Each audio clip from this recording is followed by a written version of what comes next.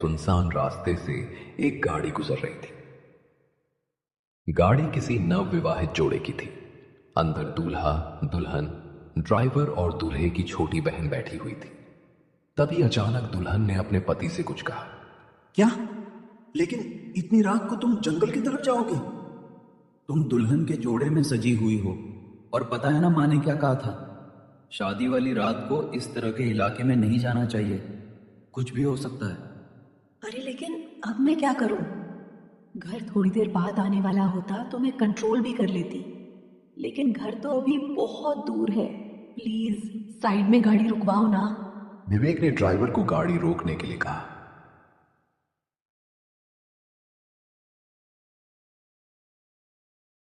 और वो नेहा के साथ बाहर झाड़ियों की तरफ गया। ज्यादा आगे मत जाना, मैं यहीं पर तुम्हारा वेट कर रहा हूं। नेहा झाड़ियों की तरफ गई। वो वहां से वापस बाहर की तरफ आ ही रही थी, तभी उसके कानों में एक आवाज पड़ी। नेहा। अरे ये विवेक जी की आवाज इस तरफ से कैसे आ रही है? वो तो बाहर की तरफ खड़े थे ना।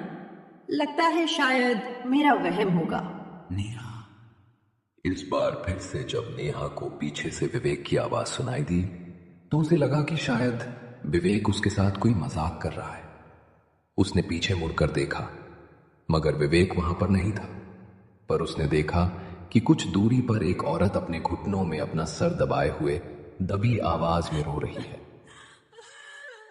अरे इतनी रात गए ये औरत यहाँ पर बैठकर रो क्यों रही है? कहीं ये किसी मुसीबत में तो नहीं? उसकी मदद के लिए नेहा थोड़ी आगे की तरफ गई। उसने उससे बात करने की कोशिश की, मगर उस औरत ने सामने से कोई जवाब नहीं दिया। देखिए, जब तक आप मुझे बताएंगे नहीं कि आपको क्या परेशानी है, तब तक मैं आपकी मदद कैसे कर पाऊंगी? और इस तरह से जंगल में इतनी रात को आपके लिए सेफ नहीं है।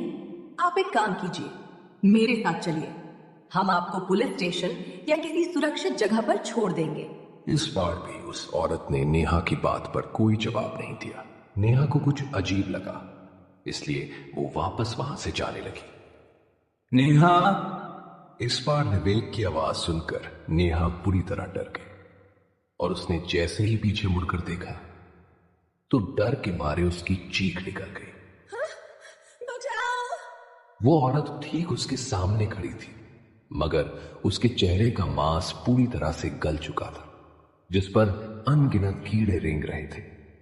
उसने भयानक तरह से मुस्कुराते हुए नेहा की तरफ देखा।